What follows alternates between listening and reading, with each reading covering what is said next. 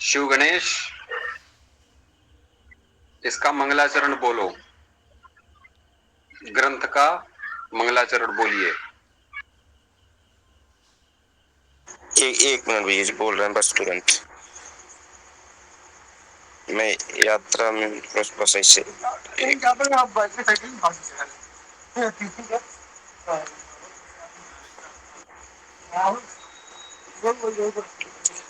अखंडम सच्चिदानंदम अवांगमनस्य गोचरम आत्मानम अखिलाधारम आश्रय अभीष्ट सिद्धे अर्थितोप्यद्वयानंदानतीत द्वैत भानतः गुरुन् आराध्य वेदांत सारम वक्षे यथामति।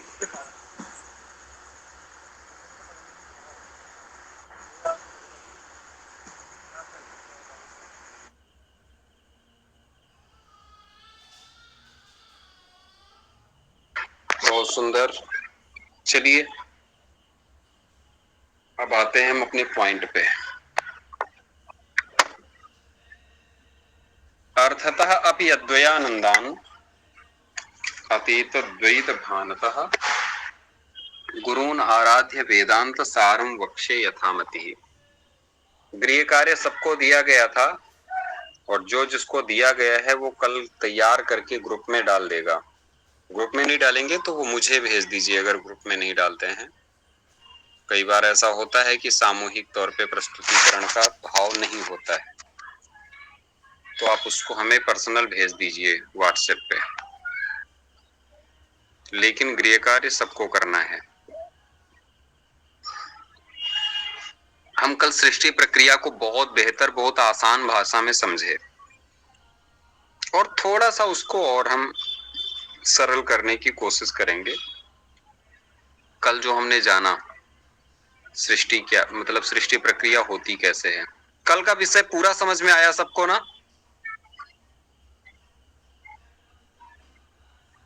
हाँ, अंतिम में जो बोले वो नहीं समझ में आया। जैसे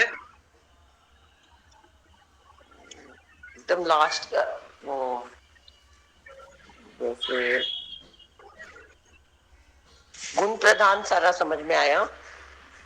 हाँ, आकाश और वो सारा समझ में आया। उसके बाद लास्ट में आपने कुछ बोला तब हमें नींद आ गई थी, इतना लेट था। इसीलिए नहीं समझ में आया। वो थोड़ा एक बार आज रिपीट कर दीजिए। चलो ठीक है। कल हम लोगों ने जाना था कि स्थूल शरीर की जो उत्पत्ति है वो कैसे होती है, वो समझते हैं थोड़ा सा। देखो, सबसे पहले हमने जाना, बहुत आसान भाषा में हम पहले समझा देंगे तो लाइन टू लाइन पढ़ने में आसानी होगी। हमने सबसे पहले पढ़ा कि तन्मात्राएं कितनी कितनी हैं, उन तन्मात्राओं से कैसे क्या उत्पत्ति होती है। ठीक है, अब हम आते हैं पॉइंट पे।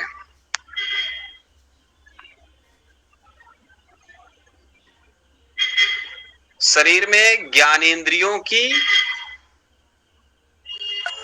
मन और बुद्धि की उत्पत्ति को हमने जाना। मतलब शरीर में नहीं, बल्कि ये जो ज्ञानेंद्रियां और मन बुद्धि होता है, इनकी उत्पत्ति कैसे होती है, इसके विषय में हम लोगों ने जाना।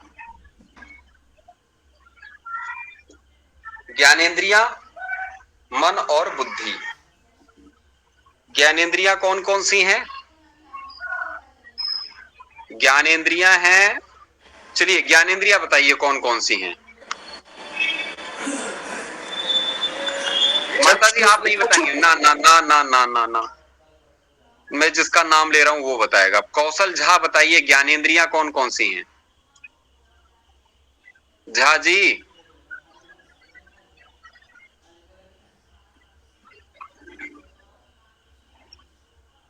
चलिए आशुतोष जी बताइए ज्ञानेंद्रियां बताइए कौन कौन सी हैं। रसना, आँख, नाक, कान, त्वचा।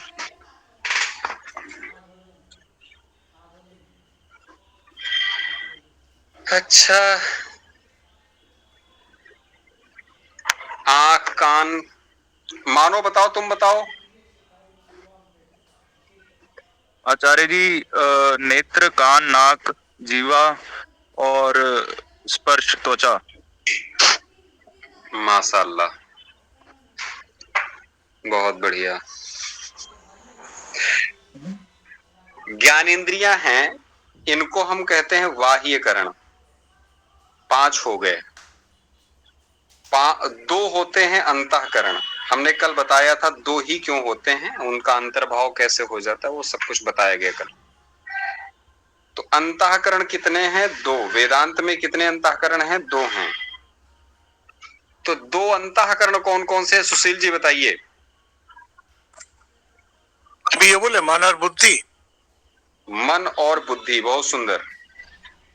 इनका अंतर्भाव किनका किनका हो जाता है इसी के अंदर? चित्त और अहंकार। चित्त और अहंकार का। चित्त का किसमें अंतर्भाव होता है? चित्त है बुद्धि का ही।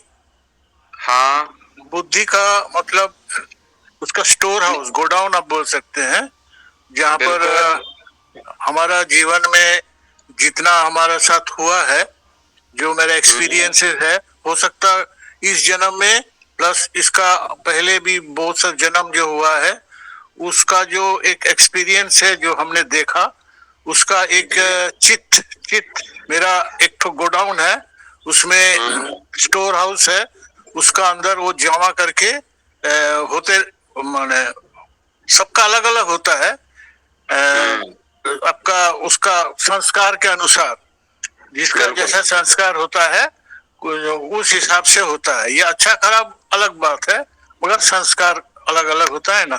इसके लिए वो बुद्धि को प्रेरित कर, माने फैसिलेट करता, उसको माने क्या बोलता, उसको उंगली करते रहता, उसको आगे बढ़ाता।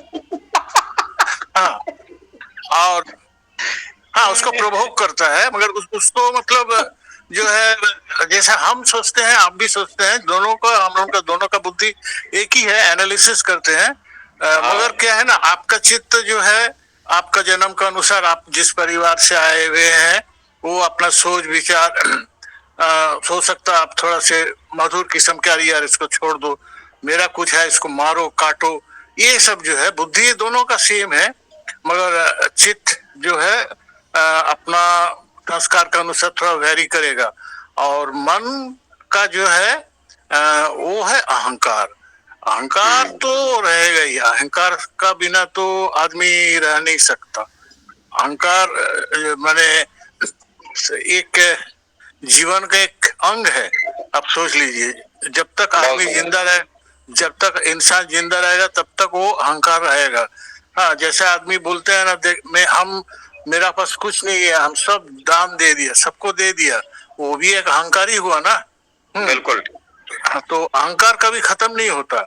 अब जो जब खत्म हो जाएगा तो आदमी का, मैंने सोच लीजिए, उसका जीवन वही खत्म हो गया। अहंकार का मतलब है ममकार, मेरा होना, मेरा है, मैंने किया, मेरे द्वारा हुआ। चलिए, बहुत सुंदर। तो अब हम आते हैं आगे। हमने कल इन सब चीजों को जाना, किसका किसमें अंतर्भाव होता है। आकाश आदि जो पदार्थ हैं वो उत्पन्न हो रहे हैं, उनको जाना हमने। सात्विक अंश से ये सारे के सारे उत्पन्न होते हैं।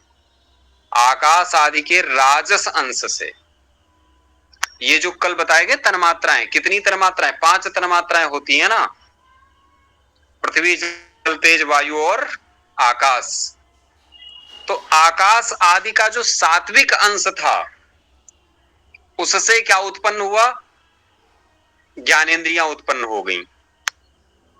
आकाश आदि के सात्विक अंश से, सत्व गुण से बुद्धि, ज्ञानेंद्रियां ये उत्पन्न हो गई। ठीक है। अब इसके बाद क्या उत्पन्न होता है? अच्छा, बुद्धि और ज्ञानेंद्रियां, इन्हीं को मिलाकर के विज्ञानमय कोश बनता है। हम उस पर चर्चा करेंगे, विज्ञानमय कोश इत्यादि के बारे में आएंगे। आकाश आदि तन्मात्राओं के सात्विक अंश की समष्टि से बुद्धि और मन नाम की 2 अंतःकरण वृत्तियों की उत्पत्ति होती है।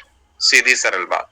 आकाश समष्टि का मतलब ये सब मिल करके, आकाश, भूमि, पाताल, आकाश, ये पृथ्वी जल तेज वायु और आकाश, और साथ में बुद्धि और मन, ये सारे मिल करके क्या उत्पन्न करते हैं? अब कहते हैं इनका बुद्धि और ये, हाँ, अंतःकरण माने मन, ये ऐसे समझिए, आकाश आदि तन्मात्राओं के सात्विक अंश से बुद्धि उत्पन्न हो गई और मन उत्पन्न हो गया। बुद्धि का लक्षण बता दिया गया, डिसीजन करती है। मन का काम बता दिया गया कि ये संकल्प विकल्प करेगी, क्या करना है क्या नहीं करना है, ये मन का काम है। चित्त का बुद्धि में और अहंकार का मन में अंतर्भाव हो गया। ये सभी प्रकार जो स्वरूप हैं, ये बाह्य संसार का ज्ञान कराते हैं। ये जितने भी हैं, चाहे अंतःकरण हो चाहे ये बाह्यकरण हो, बाह्यकरण माने ये ज्ञानेंद्रियां हो चाहे अंतःकरण हो, ये किसका ज्ञान कराते हैं? संसार का ज्ञान कराते हैं। इसीलिए इनको सत्व गुण से उत्पन्न माना जाता है। बुद्धि और ज्ञानेंद्रियां एक जगह इकट्ठा करो तो क्या हो जाएगा? विज्ञानमय कोश। बुद्धि एक जगह और ज्ञानेंद्रियां, इनको सबको एक जगह जब इकट्ठा कर दिया जाता है, कोश बनाया जाता है, तो उसको बोलते हैं विज्ञानमय कोश। विज्ञानमय कोश से आच्छादित चैतन्य जीव कहा जाता है। बुद्धि और ज्ञानेंद्रियों से जो ढका हुआ चैतन्य है, परब्रह्म परमात्मा का अंश जो है, वो अंश है, वो जीव कहा जाता है। विज्ञानमय कोश अगर आपसे पूछा जाए क्या है सरल भाषा में, तो बुद्धि और ज्ञानेंद्रियों को मिलाकर के विज्ञानमय कोश बनता है। विज्ञानमय कोश से आच्छादित चैतन्य जीव कहा जाता है, यही काम करता है और सारे के सारे विषय भोगों का भोग करता है। मैंने कल बताया था ना कि किस इंद्री से किस चीज का हम ग्रहण करते हैं। कान से शब्द का, त्वचा से स्पर्श का, नेत्र से रूप का, जिह्वा से रस का और नासिका से गंध का, हम इनका ग्रहण करते हैं। तो अब ये बात आती है, ये विज्ञान में कोश इन्हीं से मिलके बनेगा, माने ज्ञानेंद्रियां रहेंगी और बुद्धि रहेगी साथ में। बुद्धि और ज्ञानेंद्रियां मिलाकर के क्या बनेगा? विज्ञानमय कोश। ठीक है। और ये विषयों का भोग करते हैं। कैसे भोग करते हैं? मैंने जैसे कल बताया था ना कि एक आम गिरा, तो आम गिरा, ये आवाज किस तक पहुंची? कानों तक। कानों तक पहुंची ना। कान तुरंत अलर्ट हुए और तुरंत अलर्ट होके बताए किसको? बुद्धि को। ए महारानी चला जाए, या आम खाया जाएगा कि नहीं खाया जाएगा? बुद्धि कही कहे नहीं खाया जाएगा यार, फालतू की बात करते हो, आम खाया जाएगा, इतना अच्छा सीजन आया है आम का, साल में एक बार आता है, खाओ। तो क्या खाया तो जाएगा, पहले पता तो उठा तो लाएं, देखें तो कैसा है, पका है कच्चा है, किसी बंदर ने तोड़ के डाल दिया, चिड़िया ने तोड़ दिया, क्या किया, पहले पता तो किया जाए। तो भागे भागे वहां दौड़े। तो आम है ऐसा किसने डिसाइड किया? पड़ा है जो, पत्थर नहीं था, आम है, किसने डिसाइड किया? बुद्धि। महाराज, नेत्र देखेंगे तब तो डिसाइड करेंगे। हाँ हाँ हाँ। नेत्र देखे तब उन्होंने कहा यार बात तो सही है, तो आम ही है, उठाओ फटाक से, ये तो पका लग रहा है क्योंकि ये पीला पीला है, केसरिया हो गया है, पका है इसका मतलब। तो उठाया गया। अच्छा, उठा करके तुरंत लाए, ला करके अब उसको खाना शुरू किया गया, नोचा जा रहा है। तो जब खाना शुरू करे तो वो मीठा है या खट्टा है, इसका डिसीजन कौन करेगा? बताओ अभिनव। अभिनव कौन बताएगा? हाँ, जिह्वा करेगी। जिह्वा करेगी। ये डिसीजन कौन करेगा? जिह्वा करेगी। जिह्वा बताएगी कि ना यार ये तो मीठा है, बड़ा स्वादिष्ट है। तो आनंदित होते हैं फिर हम उसको खा करके। तो यहां पर ये जो भोग की वृत्ति है किसमें आई? बुद्धि और ज्ञानेंद्रियों में। ये भोग की वृत्ति किसमें बन रही है? बुद्धि और ज्ञानेंद्रियों में। तो इसीलिए इसको कहते हैं विज्ञानमय कोश। क्या कहेंगे इसको? विज्ञानमय कोश। सुख दुख का अभिमान यही करता है कि मैं सुखी हूं, मैं दुखी हूं। भाई साहब लेटे थे, ऊपर से कोई आया। अच्छा एक कल्पना करो, मैं कल्पना करने को छोड़ रहा हूं आपको। बढ़िया सुंदर अरिजीत सिंह का गाना गाते हुए और बिल्कुल मगन, गाना गाते हुए कह लो या सुनते हुए, जो भी मन आए, सुन भी सकते हो गा भी सकते हो, जा रहे हैं मस्त रास्ते रास्ते बहुत प्यार से, आप बिल्कुल उसी में मगन हैं। अचानक पीछे से न आओ न देखा ताओ, न किसी ने पूछा न जांचा, और एक पुलिस वाले ने दुहत्था दोनों हाथ से पकड़ के डंडा पूरी ताकत से तुम्हारी पीठ पे मार दे और भड़बड़ा के गिर जाओ, तो डंडा के पड़ते ही पड़ते अरिजीत कहां जाएंगे, तुम्हारा गाना कहां जाएगा, कुछ पता चलेगा इसका क्या? कुछ नहीं पता चलेगा। फिर हमारा मन और बुद्धि सारा का सारा किसी और क्षेत्र में लग जाएगा तुरंत। ये क्यों मारा गया, क्यों हमको सताया गया, कष्ट हुआ, दुख हुआ। अच्छा ये दुख का अनुभव कौन कर रहा है? सुखी होने का, दुखी होने का अभिमान ये विज्ञानमय कोश के माध्यम से होता है।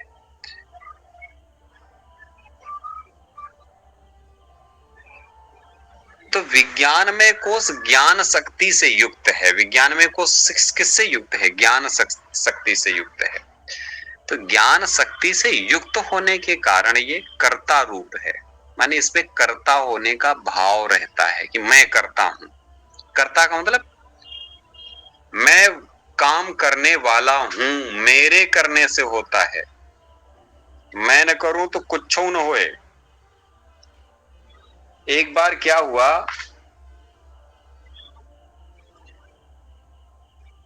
एक थी मैडम, तो वो कहीं नहीं जाती थी अपना घर छोड़ करके। घर बड़ा भारी, बड़ा घर था उनका। मैडम पूरा का पूरा घर का भरमजाल अपने ऊपर उठा रखी थी। खाना में क्या बनेगा उन्हीं के कहने पे डिसाइड होता था। घर की सारी गतिविधियां उन्हीं के इशारे पे संचालित होती थी, एक एक कदम।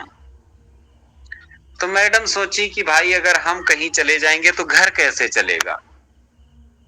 नहीं चलेगा। ये निश्चय किसने किया?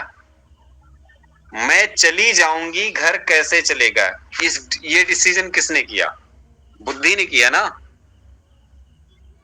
किया कि नहीं किया? और ज्ञानेंद्रियों के आधार पे किया। तो मैं ही सब कुछ करती हूं, मेरे घर में ना रहने से कुछ नहीं होगा। ये कर्ता होने का भाव किस में आ रहा है? विज्ञानमय कोश में आ रहा है। माने बुद्धि और ज्ञानेंद्रिय इनसे मिलके विज्ञानमय कोश बनता है।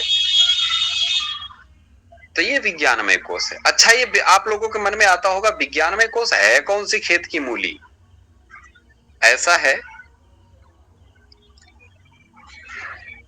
ढकना तो यहां पे चैतन्य को ही है, आच्छादित तो चैतन्य ही होगा। जब चैतन्य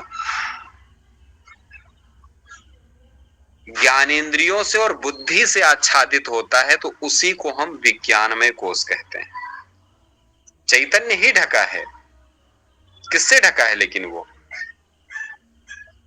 किससे ढका है? बुद्धि और ज्ञानेंद्रियों से आच्छादित है। तो उसी के अंदर कर्ता होने का भाव, ये सारी चीजें आती हैं। भोक्ता कर्ता होने का भाव उसी में आता है। भोगता भी मैं हूं, कर्ता भी मैं हूं। मन और ज्ञानेंद्रिय, अब बुद्धि हट गई, बुद्धि को रोक देते थोड़ी देर। मन और ज्ञानेंद्रियों के सम्मिलन से क्या बनेगा? मनोमय कोश बनता है। ज्ञानेंद्रियां रहेंगी। अभी क्या था, बुद्धि और ज्ञानेंद्रियां थी, अब और मन और ज्ञानेंद्रियां आ गई। तो जब मन और ज्ञानेंद्रियां आ जाएंगी तो उसको क्या कहेंगे, मनोमय कोश। क्या बोला जाएगा, मनोमय कोश। ये इच्छाएं करता है, ये क्या करता है, इच्छाएं करता है। तो ये साधन है, किसी भी कार्य को करने का साधन है। अच्छा, पढ़ने का मन ही न करे, इच्छा ही न करे, तो अब काहे को पढ़ने आएंगे। तो ये साधन बना कि नहीं बना, ये तो साधन है, इच्छा करने की उत्पन्न करता है, ये साधन है। तो ये मनोमय कोश है।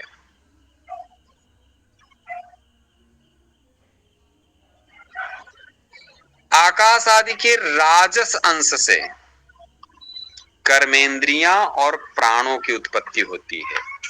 सात्विक अंश से क्या क्या उत्पन्न हुआ था, ज्ञानेंद्रियां और अंतःकरण उत्पन्न हुए थे।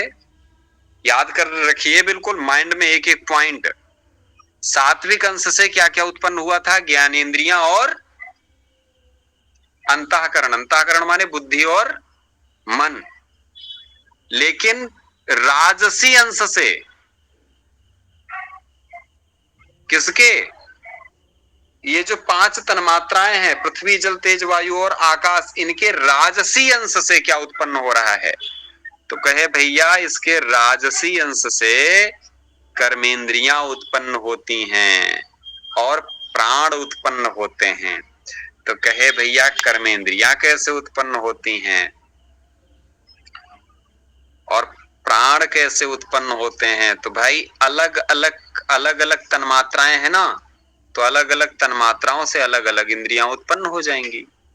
तन्मात्राओं के नाम कौन कौन से हैं, आकाश, वायु, अग्नि, जल, पृथ्वी। आकाश से क्या उत्पन्न होता है, वाक। वाक माने वाणी, इंद्रियां हैं ये, ज्ञानेंद्रिय, ये कर्मेंद्रियां हैं। आकाश से वाक उत्पन्न होता है, वाणी। वायु से हस्त माने हाथ, वायु से क्या उत्पन्न हो रहा है, हाथ, राजसी अंश से। अग्नि से पैर, जल से वायु, वो जल से पायु होता है, पायु। और पृथ्वी से उपस्थ। पायु मतलब आचार्य जी, पायु मतलब, मैं आता हूं, उस पे आ रहा हूं, रुक जाइए। पायु और उपस्थ। आकाश से वाक, वाक माने वाणी। और वायु से क्या उत्पन्न हो रहा है, हाथ, हस्त। अग्नि से पैर, पांव।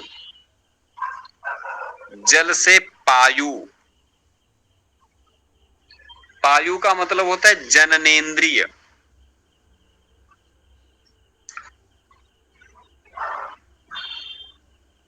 और उपस्थ का मतलब होता है विसर्जनेंद्रिय, मल विसर्जन करने की इंद्रिय।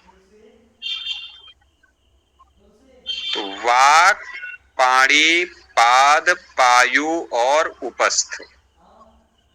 पाणी माने हाथ। ये 5 चीजें कहां से उत्पन्न हो रही हैं, तो आकाश से वाक, वायु से पाणी, पाणी माने हाथ, अग्नि से जल, वो पैर, पायु और पृथ्वी से उपस्थ। ये 5 कर्मेंद्रियां उत्पन्न होती हैं।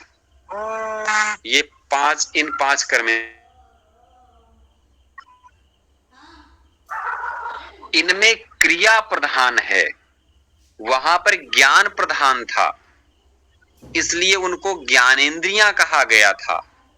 यहां पर क्रिया प्रधान है, इसलिए इन्हें हम कर्मेंद्रियां कहते हैं। वाक माने वाणी, बोलना, ये भी क्रिया है। वायु से हाथ पैर उत्पन्न हो रहे हैं, हाथ। हाथ का मतलब होता है आदान प्रदान। हाथ का कार्य क्या है, आदान प्रदान, लेन देन।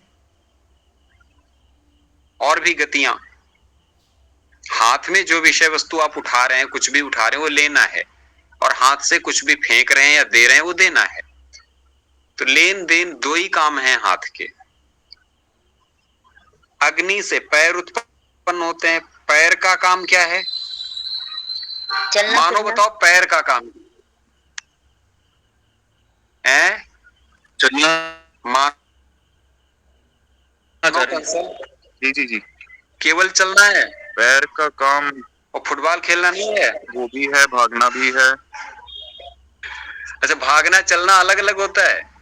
जी बिल्कुल अलग अलग होता है। कैसे है ये सिद्ध करो आज थोड़ा सा। आज सिद्ध कर दो तो मैं आपको ककड़ी खिलाऊंगा आज। कुछ मीठा खिलाते तो कर भी देते।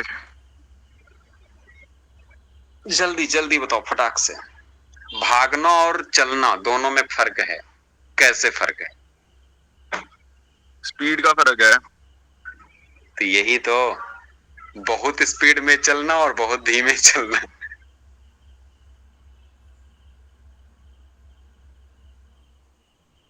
तो मायने नहीं रखती, गतिविधि मायने रखती है। गतिविधि वही है, गति अलग अलग है।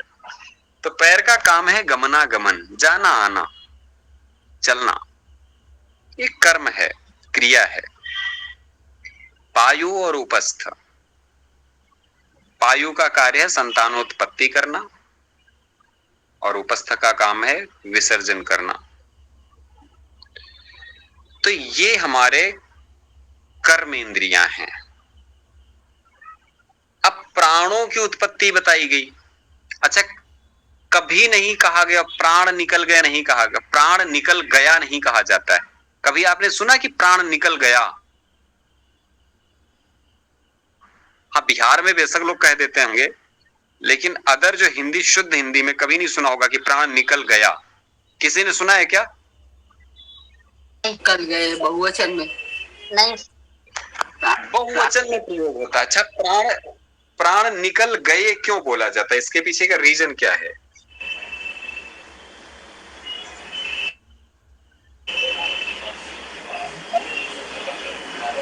ओ अभिनव, तो हरिशंकर जी बताइए, आप प्राण निकल गए क्यों बोला जाता है?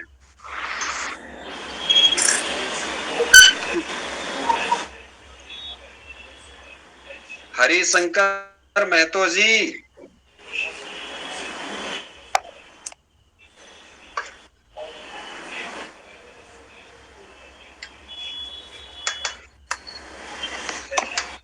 है नहीं क्या? ये कहां से ले गए? चलो, कौन बताएगा? अच्छा, प्राण निकल गए क्यों क्यों कहा जाता है?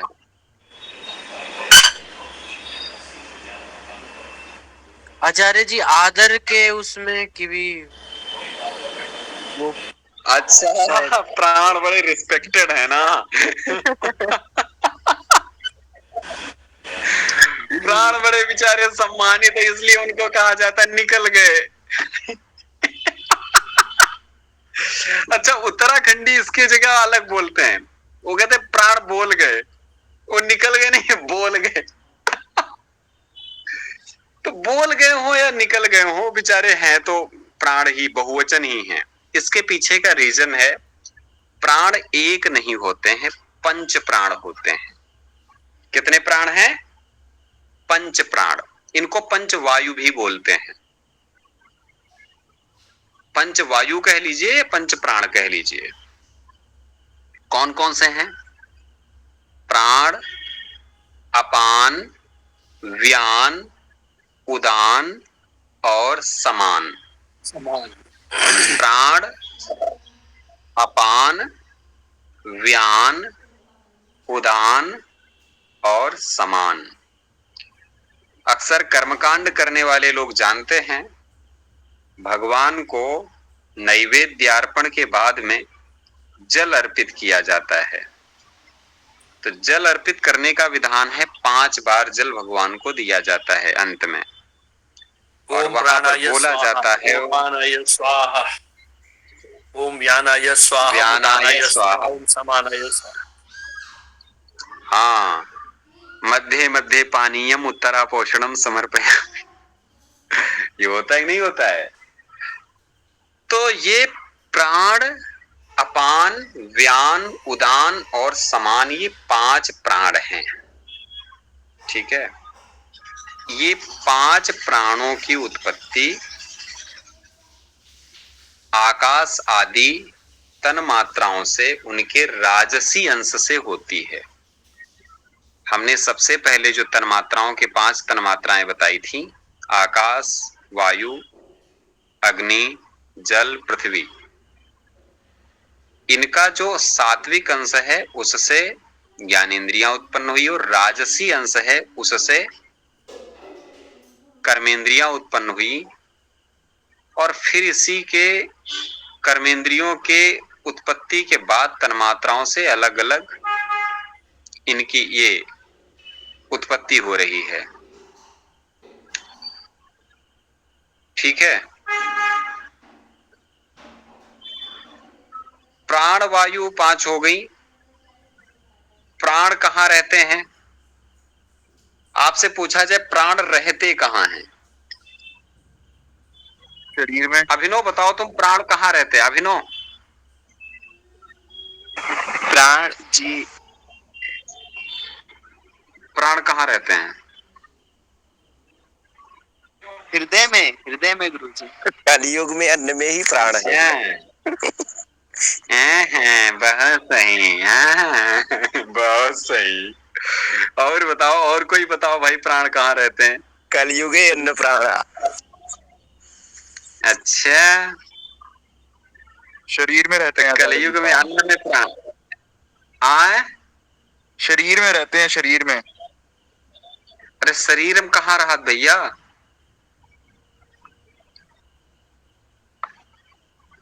साडा प्राण किथे?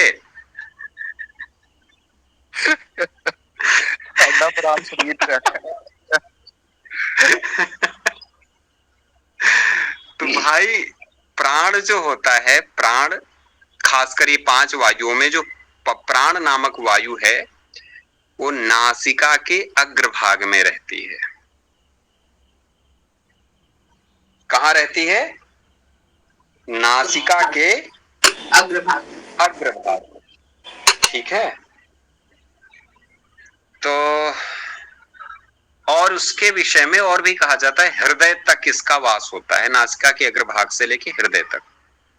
इसीलिए कहा जाता है हृदय प्राणो गुदे पानः समानो नाभिमंडले उदानः कंठ देशस्थो व्यानः सर्व शरीरगः।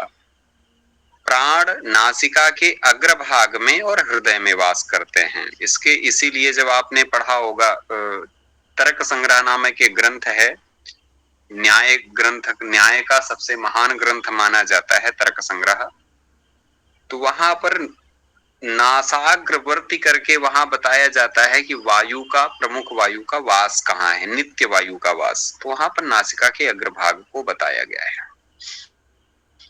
और इसकी गति ऊपर की ओर होती है। फिर होती अपान वायु।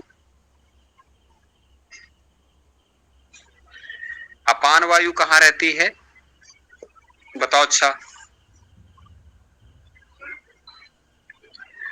अच्छा कभी अपान वायु के बारे में नहीं जान रहे हो? हैं? भाई बड़ी बेइज्जती करा रहे हो यार आप लोग। गुदे अपानहा, गुदा मंडल में, जननेंद्रिय में, नहीं विसर्जनेंद्रिय, अच्छा, मल त्याग करने की इंद्रिय। अच्छा। तो जो कार्बन डाइऑक्साइड कुछ लोग छोड़ने की आदत रहती है ना जिनकी, तो वो लोग कहते नहीं कि अपान वायु छोड़ दिया। सर सुना हुआ था लेकिन श्योर नहीं था, इसीलिए नहीं बोले, कंफ्यूजन हो रहा था। तो अपान वायु का प्रभाव है कि हम जो अविहित माने जो दूषित वायु है वो बाहर शरीर से निकल जाती है। ये अपान वायु के कारण होता है। इसका वास गुदा में होता है। हृदय प्राणो गुदे पानः समानो नाभि मंडले। समान नामक वायु होती है नाभि मंडल में। नाभि नाभि क्या बोलेंगे कि नाभि को इंग्लिश में क्या बोलते हैं? नेवल। हाँ, वही जय रहा ये। तो ये वहां रहती है। समानो नाभि मंडले। उदान वायु जो है वो कंठ देश में रहती है, जिसके कारण हम बोल पाने की क्षमता से संपन्न होते हैं। और व्यानः सर्व शरीरगः, व्यान वायु समग्र शरीर में होती है। इस व्यान वायु के प्रभाव के कारण ही सारा शरीर एक्टिव होता है, रहता है। ठीक है, तो ये पंच वायुएं बताई गई, पंच वायु होती है। ठीक है, अब आपको इतना मैंने समझाया। अब आते हैं पंक्ति टू पंक्ति, लाइन टू लाइन, इसको हम अब देख लेते हैं। श्रीमान मानव कंसल मोबाइल से जुड़े हो कि लैपटॉप से? मोबाइल से जुड़े हैं आचार्य जी आज। बिगड़ गए हो तुम। और ये महतो साहब, ये बोलिए नहीं रहे हैं, क्या करा जाए। चलो सब लोग पीडीएफ निकालो। चलो कुछ दिन के बाद हम कहना ही बंद करेंगे आप लोगों से कि वो करो, मैं खुद ही व्यवस्था कर रहा हूं। व्यवस्था क्या मतलब, मैं व्यवस्थित कर लूंगा, मैं खुद ही किया करूंगा। मुझे लगता है सबका इन्वॉल्वमेंट रहे तो अच्छा लगता है।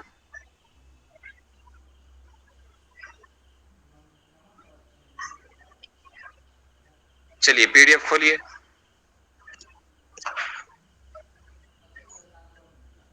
पीडीएफ में आप लोग जाएंगे पेज क्रमांक 22 खोलो पहले। 22 सूक्ष्म शरीराणि सप्तदशावयवानि लिंग शरीराणि। अवयवास्तु ज्ञानेन्द्रिय पंचकम, बुद्धि मनसी ज्ञान कर्मेंद्रिय पंचकम, वायु पंचकम चेति। ज्ञानेन्द्रियाणि श्रोत्र त्वक् चक्षुर्जिह्वा घ्राणाख्यानि। आकाशादीनां सात्विकांशेभ्यो व्यस्तेभ्यः पृथक पृथक क्रमेणोत्पद्यन्ते। बुद्धिर्नाम निश्चयात्मिकान्तःकरण वृत्तिः, मनोनाम संकल्प विकल्पात्मिकान्तःकरण वृत्तिः। हमने कल पहले देखा था कि कौन से किससे क्या उत्पन्न हो रहा है। एतेभ्यः सूक्ष्म शरीराणि स्थूल भूतानि चोत्पद्यन्ते। कैसे कैसे कौन कौन सी चीजें कहाँ से उत्पन्न होती हैं। सूक्ष्म शरीराणि सप्तदशावयवानि लिंग शरीराणि। सूक्ष्म शरीर से ही 10 अवयव वाला लिंग शरीर उत्पन्न होता है। अच्छा, 10 अवयव कौन कौन से हो गए? अभी हमने क्या क्या बताया? 5 ज्ञानेंद्रियां बताई। हाँ, 5 कर्मेंद्रियां, ज्ञानेंद्रियां 5 ज्ञानेंद्रियां हो गई, 5 कर्मेंद्रियां हो गई, 5 वायु हो गई। कितने हो गए? 15। और 2 अंतःकरण हो गए, मन और बुद्धि। कितने हो गए? 17। तो ये सप्तादशावयवानि लिंग शरीराणि, यही जो 10 अवयव वाले हैं, इन्हीं को हम क्या बोलते हैं? लिंग शरीर बोलते हैं। अच्छा, लिंग का मतलब क्या होता है? प्रतीक। लिंग का मतलब क्या होता है? प्रतीक। तो यहां पर आप समझ गए 10 अवयव कौन कौन से हैं, किन किन 10 अवयवों से इसकी उत्पत्ति हो रही है। सर एक बार फिर से बोलिएगा आदन, वो सूक्ष्म शरीर से 10। देखो फिर से बोल दे रहा हूँ, सूक्ष्म शरीराणि सप्तादशावयवानि लिंग शरीराणि। इसका मतलब है सूक्ष्म शरीर के 17 अवयव होते हैं। अब सूक्ष्म शरीर हम पढ़ रहे हैं, सूक्ष्म शरीर के कितने अवयव होते हैं? 17 अवयव होते हैं। 17 अवयव वाले सूक्ष्म शरीर को लिंग शरीर भी कहा जाता है। इसका दूसरा नाम क्या है? लिंग शरीर। सूक्ष्म शरीर का ही दूसरा नाम क्या है? लिंग शरीर। तो सूक्ष्म शरीर जब आपसे कोई कहे सूक्ष्म शरीर, स्थूल शरीर, कारण शरीर, सूक्ष्म शरीर जब कहा जाता है तो सूक्ष्म शरीर का मतलब सीधे सीधे होता है 5 ज्ञानेंद्रियां, 5 कर्मेंद्रियां, 5 वायु और मन तथा बुद्धि। ये 17 अवयवों को मिला करके सप्तादशावयवानि, इन 17 अवयवों को मिला करके क्या बनता है? सूक्ष्म शरीर बनता है। सूक्ष्म शरीर के 17 अवयव हैं। 17 अवयव जी। वाले इस सूक्ष्म शरीर को दूसरा नाम क्या बोले? लिंग शरीराणि। इसी को हम लिंग शरीर बोलते हैं। सूक्ष्म शरीर को ही लिंग शरीर बोलते हैं। अवयवाह तो ज्ञानेन्द्रिय पंचकम बुद्धि मनसी कर्मेंद्रिय पंचकम वायु पंचकम चेति। वही कह रहे हैं जो मैंने अभी हिंदी में कहा। अवयव कौन है? अवयव माने घटक, पार्ट्स। कौन है अवयव? ज्ञानेन्द्रियां 5, बुद्धि मनसी माने बुद्धि और मन 5, कर्मेंद्रियां, वायु पंचकन चेति 5 वायु। इनको मिलाकर के क्या बनता है? सूक्ष्म शरीर, जिसको हम लिंग शरीर भी कहते हैं। बिल्कुल शरीर क्लियर। हाँ बिल्कुल क्लियर समझ में आ रहा है ना सबको? जी जी जी क्लियर समझ आ रहा है। हाँ, अब इसके बाद आता है ज्ञानेंद्रिय। कौन कौन सी ज्ञानेंद्रियां हैं मैं पहले ही रटा दिया हूं बिल्कुल बोल बोल के। अब उनको यहां पंक्ति में देख लीजिए। ज्ञानेन्द्रियाणि श्रोत्र त्वक चक्षुर जिह्वा घ्राणाख्यानि। ज्ञानेन्द्रियां कौन कौन सी हैं? श्रोत्र माने कान, त्वक माने त्वचा, चक्षु माने नेत्र, जिह्वा माने जिह्वा, घ्राण माने नाक, आख्यानि माने इस नाम की हैं। माने ज्ञानेन्द्रियां, आख्यानि माने नामक। ज्ञानेन्द्रियां श्रोत्र त्वक चक्षु जिह्वा और घ्राण नामक हैं। ठीक है। एतानि आकाशादीनां सात्विकांशेभ्यो व्यस्तेभ्यः पृथक पृथक क्रमेण उत्पद्यन्ते। ये आकाश आदि के सात्विक अंश से, मैंने जो पहले अभी बताया, ये सारे के सारे पदार्थ कैसे उत्पन्न हो रहे? ये आकाश आदि के सात्विक अंश से उत्पन्न होती हैं। आकाश आदि तन्मात्राएं जो ना बताई गई, पृथ्वी जल तेज वायु और आकाश, इनके जो इनके 3 अंश होते हैं, एक सात्विक, एक राजसी और एक तामसी। तो सात्विक अंश से क्या उत्पन्न होती हैं? ज्ञानेंद्रियां। तो इनके अलग अलग उत्पन्न होती हैं। अलग अलग उत्पन्न होने का मतलब मैंने कल बहुत विस्तार से बताया था। कौन सी तन्मात्रा से कौन सा अंग, ये कौन सी ज्ञानेंद्रिय उत्पन्न होती है। ठीक है। बुद्धिर नाम निश्चयात्मिका अंतःकरण वृत्ति। बुद्धि किसको कहते हैं? तो बुद्धि कह रहे हैं, बुद्धि का मतलब है डिसीजन करने वाली अंतःकरण की वृत्ति। मनोनाम संकल्प विकल्प विकल्पात्मिका अंतःकरण वृत्ति। मन का मतलब है संकल्प और विकल्प करने वाली अंतःकरण वृत्ति। माने मन के बारे में भी मैंने कल बहुत विस्तार से बता दिया था आपको, कि महात्मा जी का प्रसंग दे करके समझाया भी था। ठीक है। तो ये हो गया क्या? मन। मन के बारे में बता दिया गया। अब मन के बाद बताते हैं अब आगे क्या है। अनयोः एव चित्ताहंकारयोः अंतर्भावः भवति। इन्हीं दोनों में चित्त और अहंकार का अंतर्भाव हो जाता है। अब ये तो मैंने ये भी बता दिया था किस अंग का किसमें अंतर्भाव होता है। माने चित्त का अंतर्भाव किसमें हो जाएगा? बुद्धि में। और अहंकार का अंतर्भाव किसमें हो जाएगा? मन में। ठीक है। एते पुनः आकाशादिगत सात्विकांशेभ्यो मिलितेभ्यः उपपद्यन्ते। एते माने ये पुनः आकाशादिगत सात्विकांशेभ्यो मिलितेभ्यः उत्पद्यन्ते। अब यहां कहते हैं कि ये जो जितने बताए गए यहां पे, ये सारे के सारे एते माने ये सब फिर से आकाश आदि में जो सात्विक अंश है उसके मिलित होने पर भी उत्पन्न होते हैं। एतेषाम प्रकाशात्मकत्वात्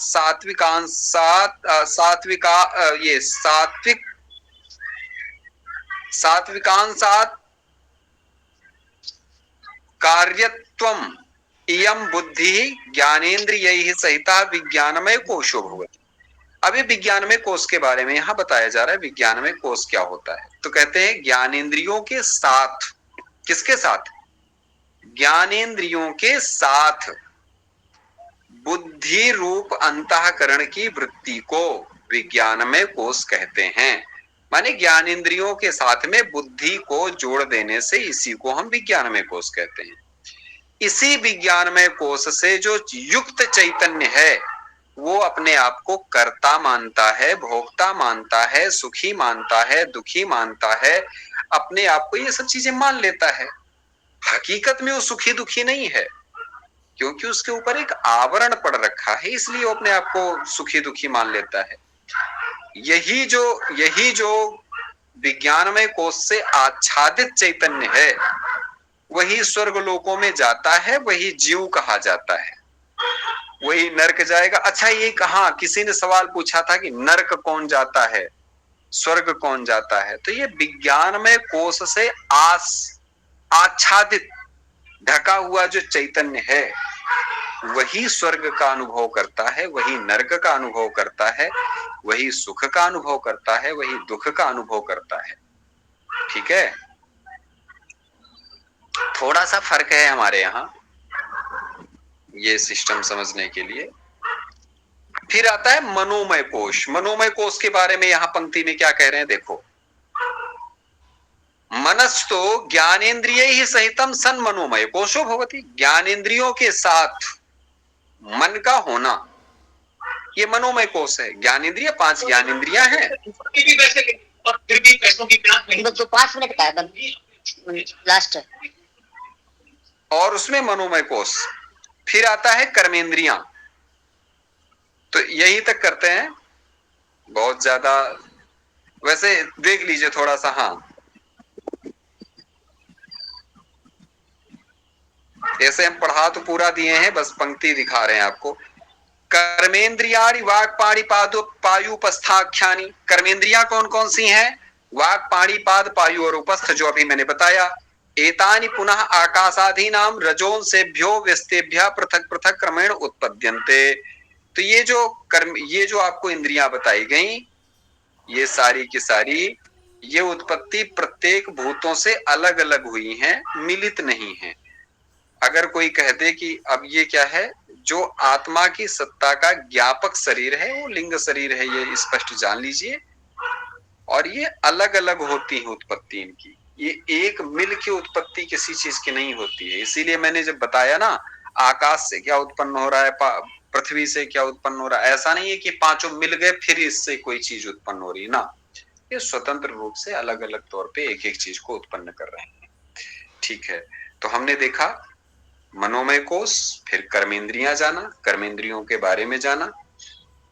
अब ये हो गया। कल हम देखेंगे वायवः, वायु कौन कौन सी हैं और वायुओं का काम क्या है, वायु को विस्तार में जानेंगे। बहुत रोचक विषय है और इसको रोज पढ़िए, और ये बड़े काम आने वाले विषय वस्तु हैं। ठीक है, सभी को धन्यवाद। जय सिया राम, हर हर महादेव। जय श्री कृष्ण। शुभ रात्रि। शुभ रात्रि, सबको शुभ रात्रि, सभी को शुभ रात्रि।